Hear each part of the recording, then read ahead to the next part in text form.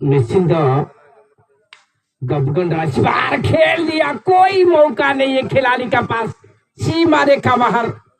जबरदस्त बैटिंग कर बैट्समैन शीलन, इस बार भी बल्ले का मुंह खोल दिया, बिल्कुल सीमा रेखा बाहर को बॉलटी छाड़ी सहित दल स्कोर पहुंचला 53 53 रन।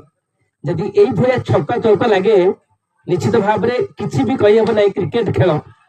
और इस बार भी गया, दो बार एक्शन मोड रे शीलन खेल दिया, सीमा रेखा बाहर 6 रन। निश्चित जदि यही भाया शॉट लगे शीलन कर किसी भी कही हम नहीं किए जितब किए हार। 4 रन आसला। जबरदस्त बैटिंग कर दल गोटे संकट मोचन जे दल तार स्वप्न में बैटिंग जारी रखी।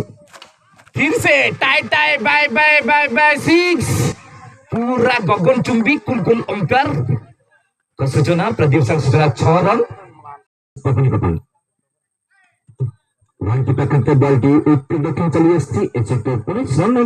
नहीं पूरा प्रेसर बैटिंग जारी रखी कोटचाई 11 स्पोर्टिंग चतुर्थ बैट सामने पपुनी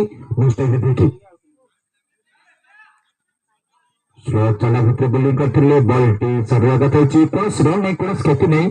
जबरदस्त बोलिंग जारी रखिंट शुभ्र